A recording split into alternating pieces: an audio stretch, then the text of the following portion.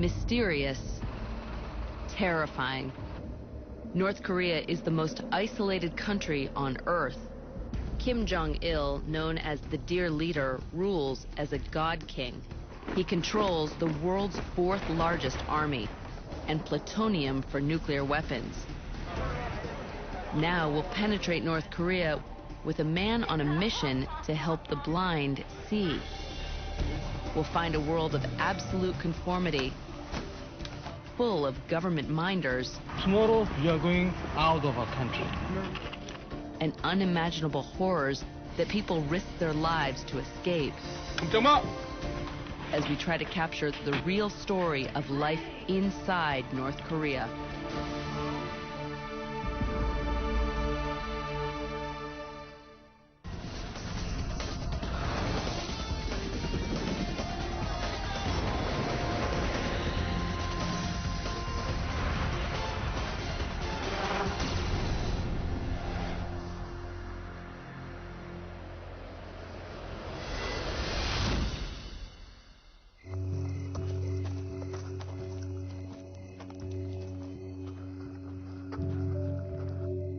"1:45 a.m., the 38th parallel, along the border of North and South Korea. The 148-mile-long border is the most heavily militarized in the world. This joint South Korean-American platoon is on constant alert for infiltrators from the north. Behind these fences, North Korea has a 1 million-man army. And now, nuclear weapons which they could use or possibly give away to terrorists. The soldiers can monitor every sound and movement close to the border. But what makes this place so dangerous is the uncertainty of what lies on the other side of the divide. North Korea is one of the most secretive countries on Earth. It's regarded as an intelligence black hole. But we know some basic facts. North Korea is roughly the size of Mississippi. It has 23 million people, a showcase capital, Pyongyang, and is completely controlled by Kim Jong-il. The Dear Leader is an absolute dictator, worshipped in a personality cult perhaps more extreme than any other in history. Kim Jong-il is the son of God in North Korea. He is the state. The notion of questioning his ability to rule or what he does doesn't enter into things. Everyone is trained from birth to love the Dear Leader. And no outside sources of information are allowed. Newspapers and television are controlled by the state. There's no internet, cell phones have been banned, and many don't even know a man has walked on the moon. There's no freedom. It's a country run on tyranny and dictatorship. I don't think anyone can understand North Korea until they experience it. North Korea is known as the Hermit Kingdom because of its extreme isolation from the rest of the world. But on the other side of Asia, one man is literally planning to bring light to the darkness of North Korea. Nepalese eye surgeon Dr. Sandik Ruit travels the world setting up eye clinics in developing countries. Dubbed a miracle doctor by the media, Ruit trains local doctors in inexpensive and effective treatments for cataracts. North Korea may be his biggest challenge yet. Thousands of people go blind due to a lack of even the most basic medical facilities. The annual number of surgeries performed is just very little. And the blindness magnitude is one of the highest in the world. Ruit plans to travel from Nepal to North Korea to do more than 1,000 surgeries in less than 10 days. His mission is purely humanitarian. But what the North Koreans don't know is that our camera crew is going with him. So what do you think of the cameras so far, Dr. Ruit? I think it's big. You think these cameras are big? It's big. Our camera crew is posing as members of Dr. Ruit's medical team. We're going to document his work and show the world what life is like inside North Korea. Send it back. This meeting in a Kathmandu hotel room will be the last time our team can converse in private. So there will be a North Korean man traveling with us the entire time, from Yes. here to Pyongyang. From here to Pyongyang and back to Kathmandu. North Korean minders will meet us in Nepal and monitor every step until the trip is over. Yeah. Dr. Ruet knows our South African cameraman, Brian, and I will be watched very carefully. Do you think that Brian and I will be followed? I'm sure. And he's concerned that the cameras will attract too much attention as we enter the country, We can put the camera down there. and wants to pack them more carefully, buried beneath the medical equipment. Okay. And pack it with linens. At the Kathmandu airport, a North Korean official checks our luggage. And Dr. Ruet's plan for packing our cameras seems to work. And everything is okay. We list the luggage. 2 North Korean minders are already keeping an eye on things, and our team is on edge as we wait for our flight. All of us will be watched very carefully. Yeah. I think you shut your camera down now. After hours in the air, we steal these shots as we approach North Korea. Normally, Americans are not welcome here, and I'm told I'll be the only one in the entire country. North Korean animosity toward the U.S. hasn't changed since the Korean War more than a half-century ago. They still view us as imperialists and hold us responsible for dividing the country between North and South. On the ground, we get our first glimpses of the capital, Pyongyang, and shoot undercover footage. No easy task with minders in the car. We pass 12-lane highways with hardly any cars and see images of the great leader everywhere. Pyongyang is a city of the relatively privileged. The government rewards strong supporters by letting them live here. And unless you're a high-ranking official, you need a permit to travel anywhere in the country. They've seized our cell phones. Immediately, there's a feeling of being completely cut off from the outside world. At the hospital, hundreds of blind people have already gathered for surgery. Since the North Koreans know we're documenting Dr. Ruet's medical procedures, we're allowed to shoot inside. Hopefully, this will let us see past the propaganda that's usually presented to outsiders. This hospital's probably as fancy as it gets in North Korea. Most of this cutting-edge equipment was donated by other countries, but few doctors know how to use it. It is from America, Iris. The government has let Dr. Ruet and his team come because it's a way for Kim Jong-il to get services to his people.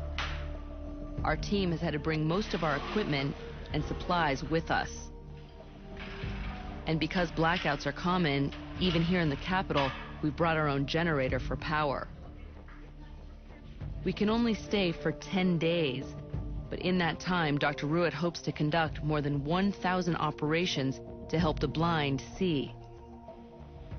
And if the mission's to be a true success, he'll train North Korean surgeons to carry on his work after we leave. With such a poor quality of surgery which is performed, we need to do a lot of training programs. While we're anxious to get to work, first our minders want to take us to see their version of North Korea. We're starting to get a sense of what it's like to be trapped under the iron grip of Kim Jong-il. At our hotel, all of the books are by one author, Kim Jong-il's father, the founder of North Korea, Kim Il-sung. I hope we can see what life's really like here, but Kim Jong-il controls everything. And the rare times that he's granted foreigners access, they've only been shown idealized versions of the country, like in this Dutch documentary called A Day in the Life. In this scene, a mother sings nursery rhymes as she walks her child to school. 아니, 승냥이 미국 놈 무릎 꿇고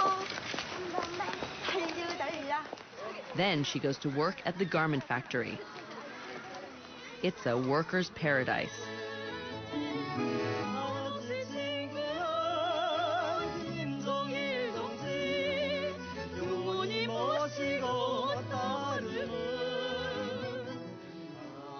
Finally, she returns home to a lavish meal.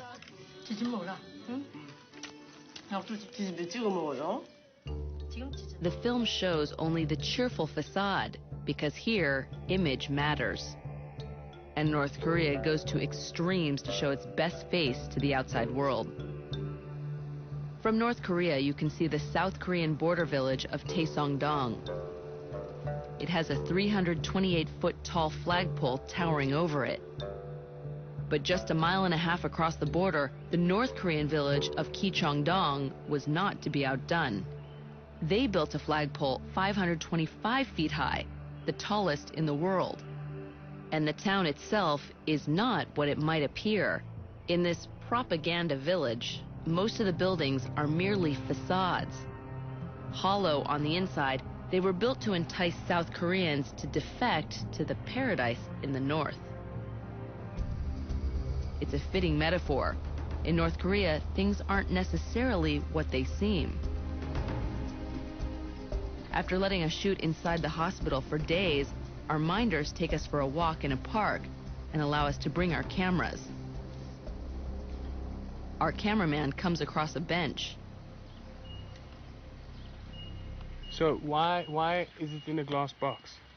Sorry? Why is it in a glass Yeah, box? and then our people want to preserve no damage. Yes.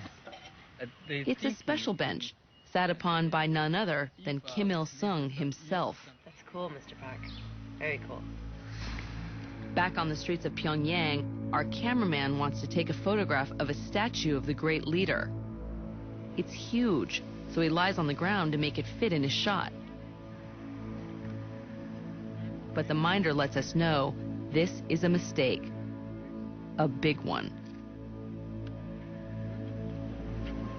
No, there is no one, no foreigner to just lie down in front of our great leader's statue. I'm afraid tomorrow we are going out of our country.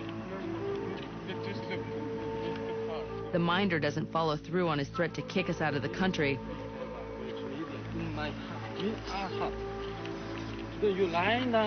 But it's clear that antagonism still exists between North Koreans and outsiders more than 50 years after the fighting ended. In 1910, Korea was colonized by Japan. The brutal occupation ended more than 1,000 years of Korea's reign as a sovereign nation and was a major source of shame. Japan lost Korea in World War II, and the country was split between the American-backed South and the Russian-backed Communist North, led by a young rebel named Kim Il-sung. In 1950, Kim Il-sung invaded the South to unify the country, and the U.S. opposed communist expansion at all costs. As many as 4 million people died in the Korean War, which included some of the most brutal warfare the world has known. In a 4-month period alone, the U.S. dropped nearly 1 million gallons of napalm. 18 of 22 major cities in North Korea were at least half obliterated. In 1953, after 3 years of fighting, Korea remained divided in almost exactly the same place as it had been before the war began, the 38th parallel. While most people think the war ended more than 50 years ago, there never was a peace treaty. And more than 19,000 days later, the very, very long ceasefire continues today.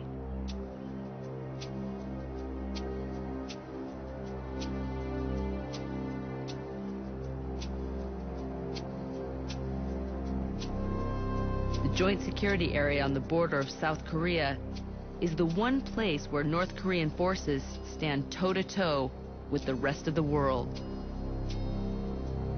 On one side of this concrete marker is North Korea. On the other, the joint American-South Korean forces. Every flinch is monitored. Neither side wants to blink, and nobody has for more than 50 years. In this unique area, each side shows its best face. The North puts only well-fed top officers here, and the South stacks their side with men who are at least 5'8" or taller. But only one side is worried that their soldiers might want to defect across the divide. You can see on the North Korean side how they're set up. They have two soldiers watching each other, so neither of them defect. And then they have their leader to the north, making sure that no one else from the north will come down and defect. On the DMZ, everyone is considered the enemy. Whether you're a North Korean resident, a soldier, or South Korean defector, we had to kill without question. With everyone watching, no one can cross here. And defecting anywhere else along the DMZ is nearly impossible.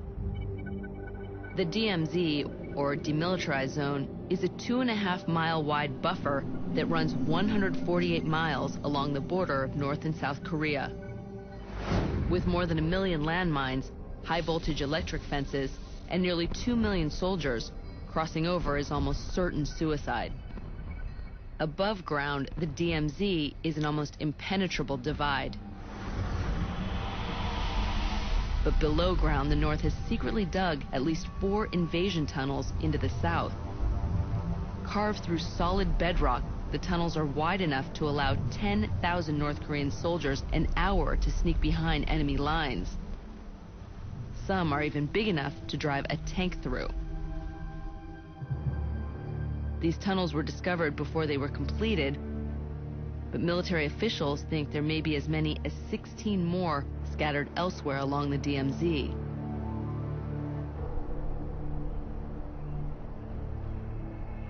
The DMZ helps North Korea keep its own citizens inside the country and cut off from the rest of the world. She's very blind, isn't she? She's totally blind. At the hospital, more than 1,000 blind patients from all walks of life have been picked by the government to see Dr. Ruitt. Waiting in line, we meet an older woman who's been blind for 7 years. Her son-in-law has brought her today for her preliminary exam. She's totally blind in her right eye and can barely see out of the other. No hand movement. Dr. Ruitt's team examines the patients to make sure cataracts are the source of their blindness. A cataract is a clouding of the normally clear lens of the eye. It's like a window that is frosted or yellowed. With the right equipment, it's easy enough to peel out the clouded lens and replace it with a clear plastic one. Dr. Ruitt is ready to begin his surgery. With his modern equipment and expertise, it's a quick and simple procedure. It takes only minutes to replace each lens. But with more than 1,000 patients waiting, Dr. Ruitt's team needs to treat more than 100 people every day. In North Korea, Dr. Ruitt continues his work, and the medical team prepares patients for surgery.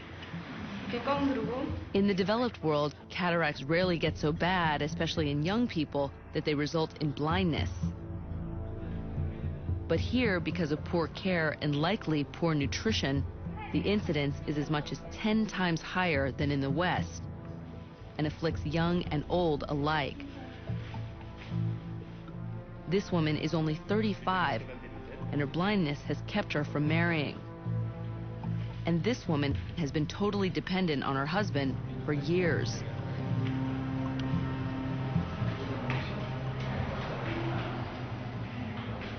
The demand here is enormous. But in North Korea, cataracts are only a small part of the humanitarian nightmare. German physician and human rights activist Norbert Fallerton, worked for over a year in North Korea. He shot pictures of the horrible medical conditions, bloody old operating tables, beer bottles for IVs, no antibiotics or anesthesia. Of course, the North Korean government will tell you everything is free in North Korea. It's not true, because it's not available. There is no medicine, there is no running water, there is even no soap in the hospital. But it was the lack of food and its effect on children that made the most lasting impression. When I was a medical doctor in North Korea, I saw a lot of starving children. I saw children dying under my hands when I was too late, when there was no more need for any emergency duty, because the child was dying when I came into the room. So I felt so helpless. In the mid-1990s, natural disasters and government mismanagement created a famine that killed up to 3 million people, about 10% of North Korea's population. Taking place in the heart of prosperous East Asia, it was one of the worst famines of the century. Today, nearly 40% of North Korean children remain chronically malnourished. The average 7-year-old boy in North Korea is nearly 8 inches shorter and 22 pounds lighter than his brother in South Korea. But I say the damage to his bones is permanent. They're called the stunted generation. It's a tragic situation, and it's extraordinary because same race, same people, same basic diet, and that's all malnutrition. Reluctant to ask for help from the outside world, Kim Jong-il has expelled aid workers. Over time, he has isolated the country from much of the world, even cutting off communications with his neighbors to the south.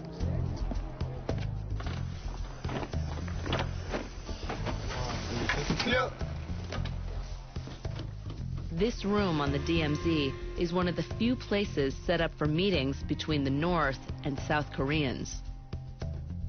One door opens to the south and the other to the north. They hold hands to keep from being pulled over the border. Both sides have access. But despite only being separated by a pane of glass, a meeting is hard to come by. Simply trying to get a message across the border reveals how much relations have broken down. Today, the joint U.S.-South Korean forces have a message to pass to their counterparts only a few feet away in the north. A telephone hotline is supposed to connect the two sides. They use a 1962 Russian crank phone contributed by the North Koreans in the 1980s to ring up their neighbors to the north.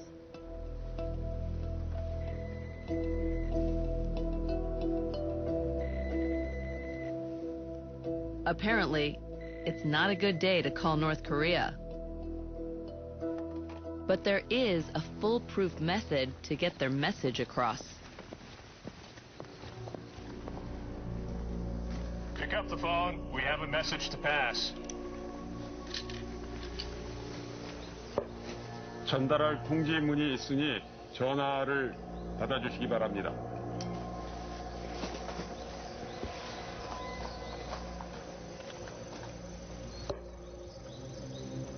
We have a message to pass and we'll be reading it.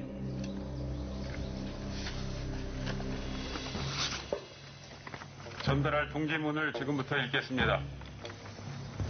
To Senior Colonel Kwak Yong-hun, Korean People's Army. Subject, remains repatriation. The South Korean forces have found the body of a North Korean soldier who was washed downstream after a recent storm. In accordance with paragraph 13 Foxtrot of the Armistice They want to Agreement, repatriate this body, along with more than 50 Korean war remains they believe belong to the North. He failed to respond to our proposals to meet on 26 July. They've tried once before to reach the North Koreans over this issue. I propose to meet you in the Military Armistice Commission conference room at 1400 hours to arrange the repatriation of all these remains. Signed, Colonel John W. Towers, Secretary, United Nations. But today, again, the only response is silence. Evidently, the North Koreans respond only when Kim Jong-il tells them to.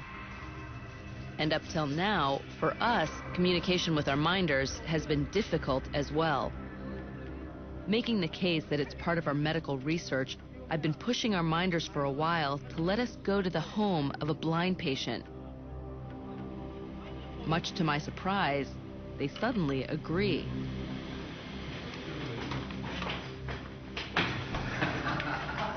The blind woman lives in a 6th-floor apartment in the heart of Pyongyang.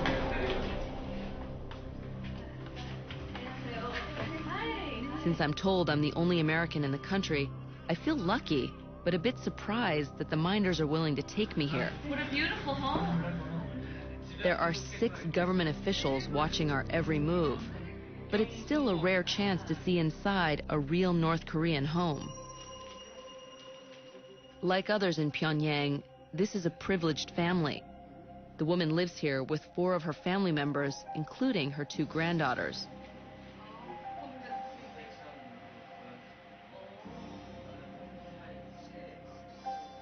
The first thing I noticed was that there weren't any family pictures, just image after image of the dear leader and his father. Of all their pictures, which is your favorite picture?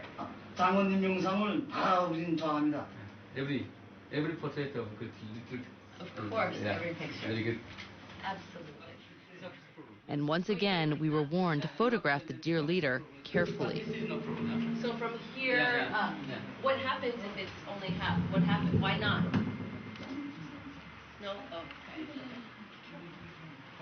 But we weren't supposed to ask why. We were supposed to sit down and be entertained by the granddaughter.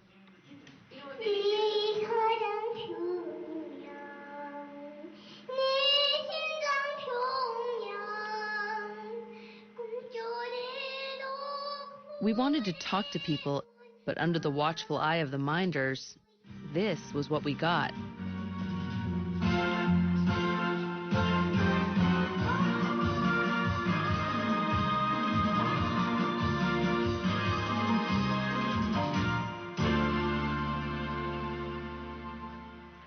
Wow, that's amazing.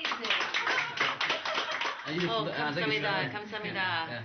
Finally, we sat down with the family and asked a few questions. How difficult is life for your mother without sight? The son-in-law answered without missing a beat. 눈에 안 보여서 제일 안타까운 게 위대한 수령과 경영 장관님이고 다 이런 영상을 뵙지 못하는 게 제일 안타까워.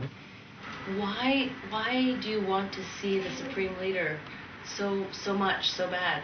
이 세상에 났다가 우리 수령님 덕에 우리 자식들 팔남매가 이렇게 행복하게 사는 걸 우리 수령님을 쳐다보고 인사하고 싶어도 수령님이 영상이 우리 빛이라도 보였으면 하는 소원이 됐습니다. She was obviously moved, but what surprised me was so was everyone else. This party official is crying. Even this government minder. 어머니 말씀 들어서 눈물이 나는데 나라도 그 장군님 안 계신다면 우리는 다 죽은 목숨을 하는 거예요. 나도 어렸을 때 아버지 그 정말 장군님 품속에서 학원을 거쳐서 오늘처럼 이렇게 도의민의 대사절을 이루라는데. I just wonder, can the great leader do anything wrong? What? Can the great leader do anything wrong?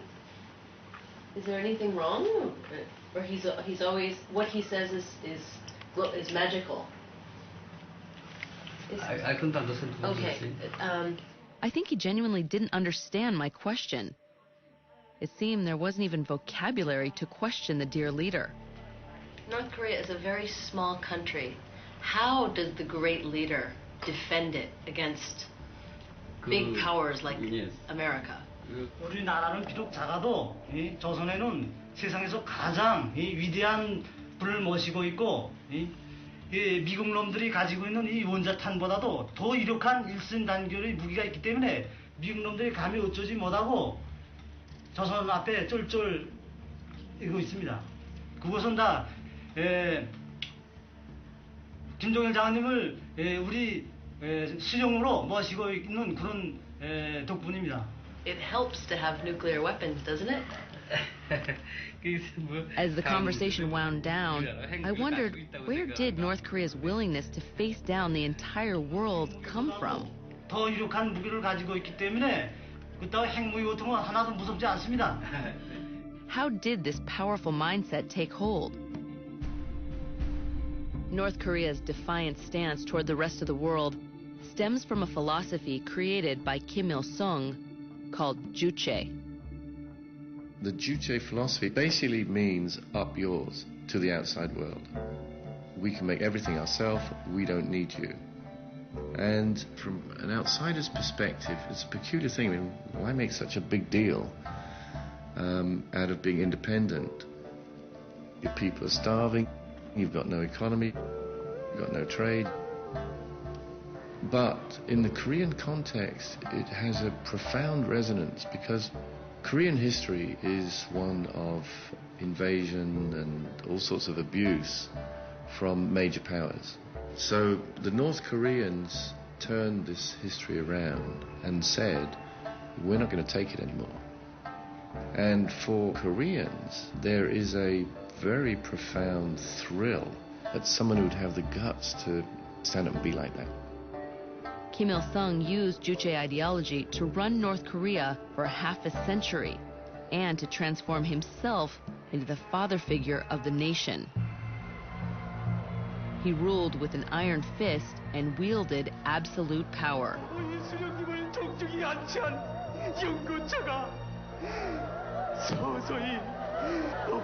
When Kim Il-sung died in 1994, he left behind a traumatized nation.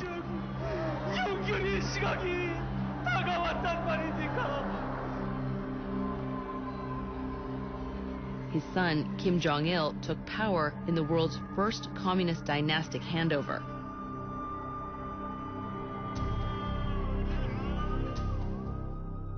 Following in his father's footsteps, Kim Jong-il rules by fear and rarely listens to his own advisors. When I proposed something, he would pretend to listen at first. But in the end, he would never listen. Over the years, Kim Jong-il has used the Juche philosophy to unify his people in opposition to all things foreign, especially during times of hardship like famine. But personally, he indulges in luxurious imports. He has a 20,000 title private movie collection, a fleet of more than 100 imported limousines, and at one point was the largest single customer of Hennessy cognac in the world.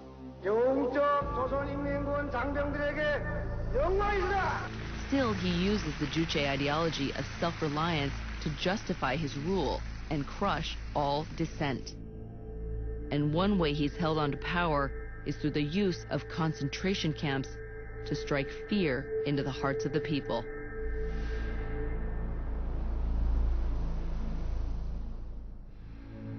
In North Korea, places like this, a 31-mile by 25-mile long work camp known simply as Number 22, are scattered throughout the country.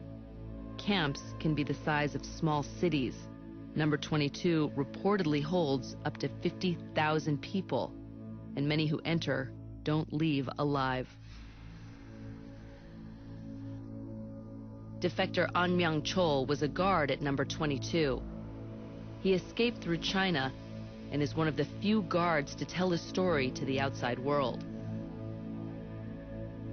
Though satellites provide the only photographs of his camp, An remembers every detail. When we were educated as guards, we were told not to think of the prisoners as humans. The moment you enter a North Korean prison camp, you're no longer a human being. If you think you're a human being, there's no way you can survive in the camps. An saw his fellow guards beat and even shoot prisoners for minor offenses, like searching for mice to eat. Food was always scarce. I remember seeing kids fighting over a corn kernel they found inside cow dung. A cow had eaten corn, and the children fought over it. and eventually washed it in the water and ate it. Camp 22 is a family camp. The people there didn't actually commit crimes themselves, but were the family members of those who allegedly did.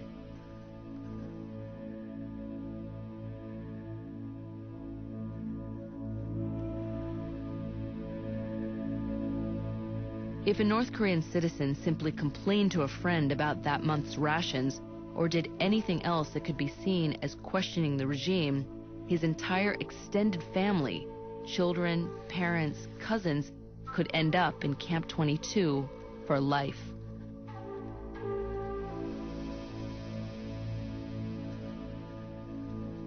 The people didn't know how or why they ended up there.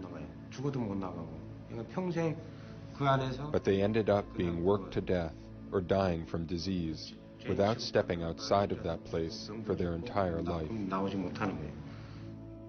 The camps are a key part of the regime's successful hold on power. North Korea can't exist without prison camps. It will collapse without them. The most important thing North Korea needs is a means to frighten its people.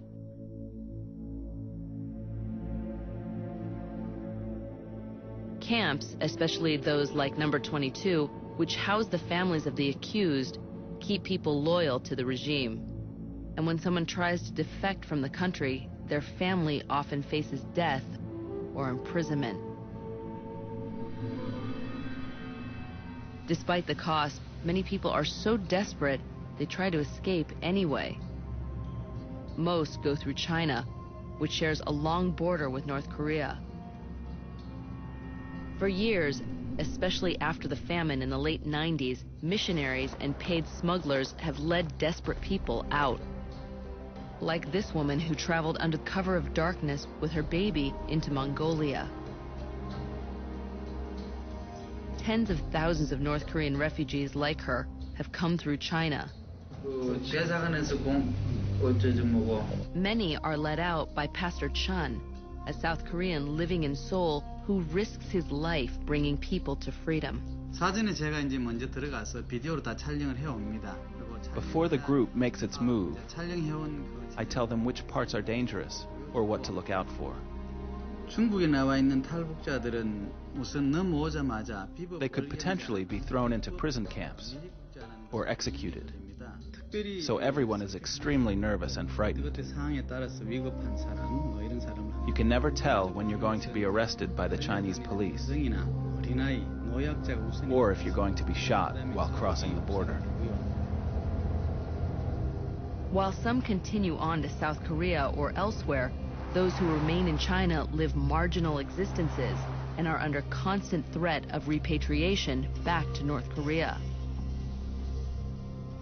Though thousands have snuck out of North Korea through China, only a handful have successfully crossed the DMZ into freedom. One of the few to escape directly to South Korea is a 25-year-old student living in Seoul, Ju Sung-il. I personally believe that I made it through with the guidance of an invisible hand because of God's will. Ju used to be a guard in charge of a propaganda broadcasting booth on the North Korean side of the DMZ. My position was not an easy one to get. It required extremely strong loyalty and belief in the system. And not one mistake would be tolerated. One night, a soldier working for Ju broadcast the wrong message. He told the enemy that the next day was a holiday in the north. If I had stayed, I would have been under great threat from the North Korean government. I believed my chances of survival were zero.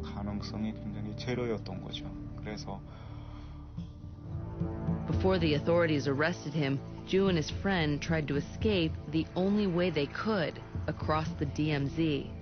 They drugged their fellow guards and came to a series of deadly electric fences used to keep people inside North Korea. Ju thought he had a plan to divert the current long enough for them to squeeze by, but he wasn't sure it would work. Even though I had worked on electric fences before, I wasn't confident that I had mastered the skills, so I felt scared. Ju assembles a special plastic pole he stole from an equipment shed. He takes off his clothes so he can slip under the fence more easily and wraps the end of the pole in case any electricity flows to the handle. Ju needs to hook the pole onto the electric fences in order to temporarily divert the electricity into the ground. One slip can be disastrous.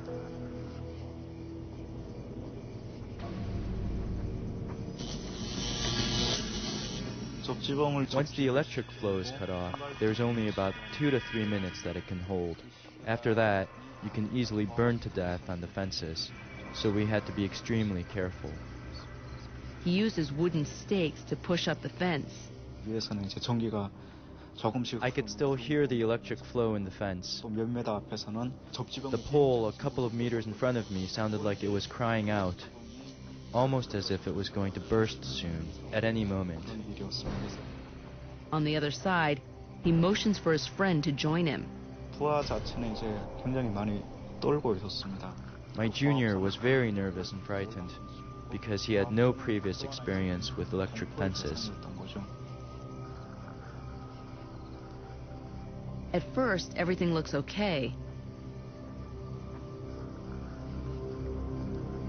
But halfway through, disaster. Full power returns to the fence. Ju can only watch. Seeing someone who set out with you die in front of your eyes is just a horrible thing. It felt like my own body was breaking down. That memory follows me around like a nightmare. But Ju continued onward. Step by step, he picked his way across one of the largest minefields on the planet. Finally, he crossed into South Korea and surrendered at a guard post. For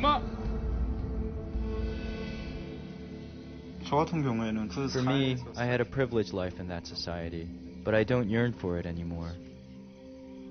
There's one core value that is missing there, which I think is freedom. I can say that I don't miss the North because it doesn't have freedom. But there was a huge cost to be paid. When asked what happened to his family as a result of his leaving North Korea, he replied ominously, I'd rather not talk about it.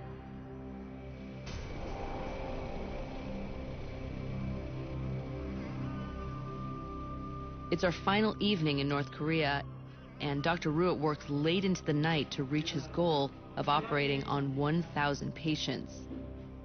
He believes in humanitarian engagement with all of the countries of the world, whatever their politics. The North Korean people have two eyes like you and me. They have a mouth and they have teeth, you know. And it's for the world in general to understand that in North Korea we have a lot of people who need our love. If all goes well, tomorrow the patients will have their vision restored. But how they actually see the world may be different from what we expect.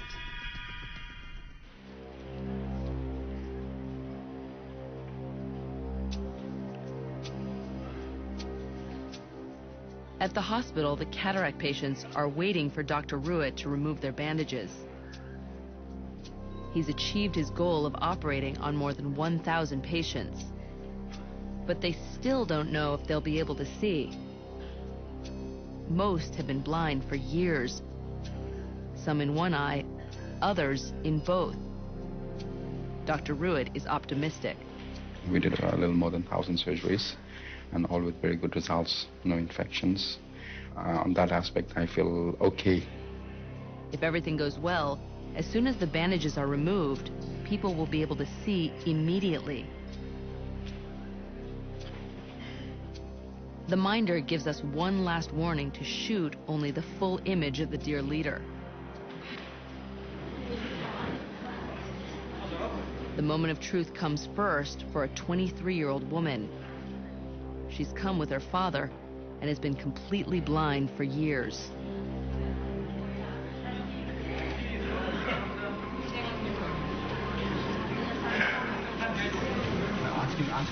Open her eyes. 자, 눈 들어요. Yeah? 눈 들어요. 보여요? Can she touch my nose? 코 다치다 네 손으로, 네 손으로. Where is your? Ask her where is her father. 아버지 어디 있나 여기? 여기 있습니다. 은희야, 내가 보이느냐? 네. 잘 보입니다. 아버지가 보이니? 네. 위대한 장군님의 덕분이구나. 우리 장군님께 근세를 드려한다. 우리 장군님 정말 고맙습니다. 이 자리에서 아버지 장군님께 감사 인사를 드리고 싶습니다. 위대한 영도자 김정일 원수님 정말 고맙습니다.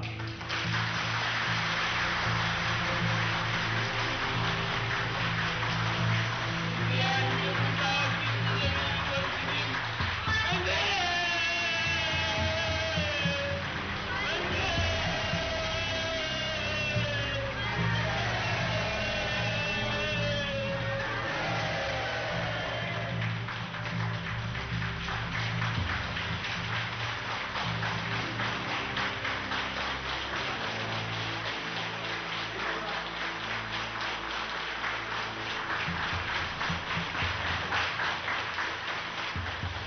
Next is a 35-year-old woman who is blind in both eyes. Hope we can make her see a little better so that she can get married. Ask her to open her eyes, please.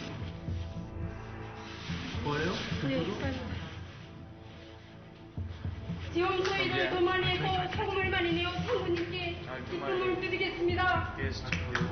정말 고맙습니다.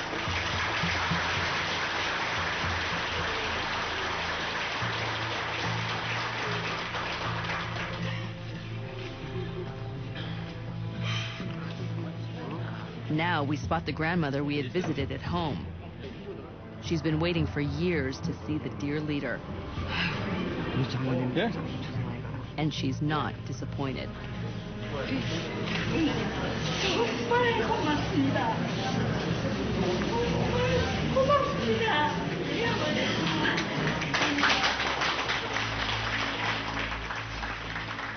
Each time a patient regained their sight, we were amazed to see them direct their gratefulness toward the dear leader. 부디 건강하십시오.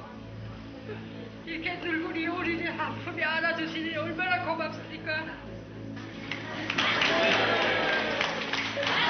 Despite the hardships, he receives credit for everything that happens here.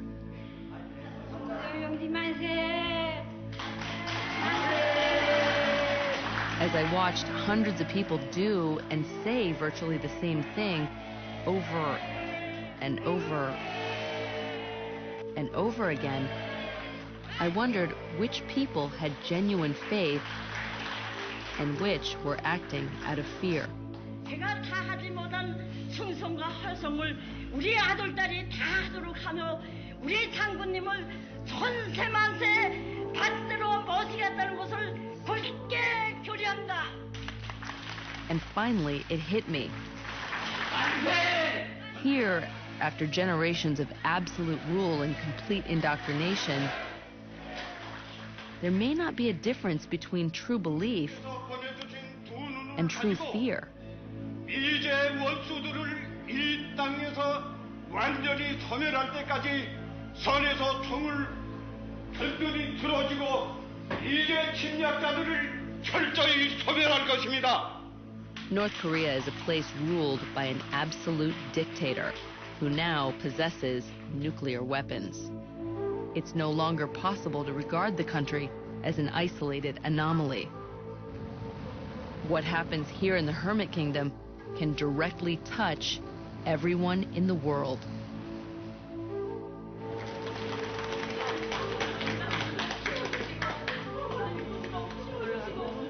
새 광명을 주신 위대한 장군님께 저는 때로리어 온 가족들과 함께 충성을 다하겠습니다.